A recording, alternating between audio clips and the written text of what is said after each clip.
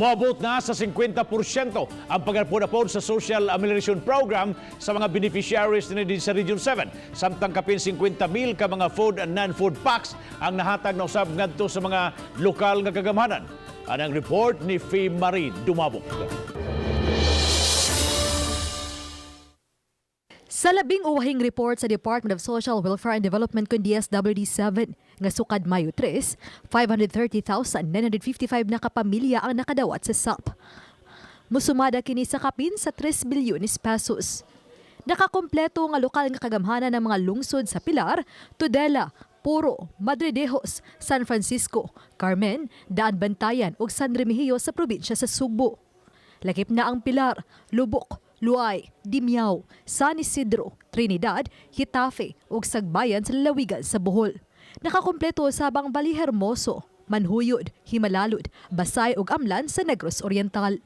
Samtang gisugdan na usab sa pagpost sa DSWD diha sa ilang social media account ang listahan sa mga kwalipikadong makadawat sa SAP.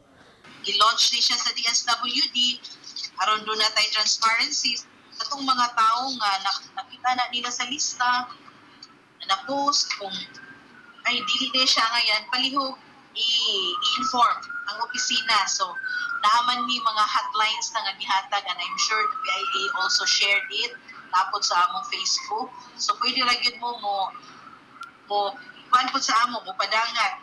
Gituga ni Quintana nga padayon sa bagilang pagpanghatag og mga food ug non-food packs ngadto sa mga lokal nga kagamhanan nga nag-request niini alang usab sa libuan ka mga pamilya. Nakadawat na niini ang 59 ka mga lokal nga kagamhanan sa tibuok rehiyon.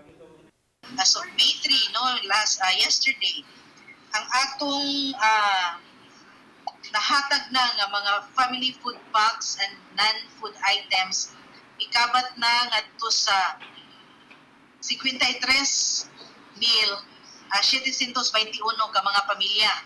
Ang mga family food packs and non-food items. Uban ni Cleofer Lumayag, ako si Fee Marie Dumabok, Balitang Bisdak.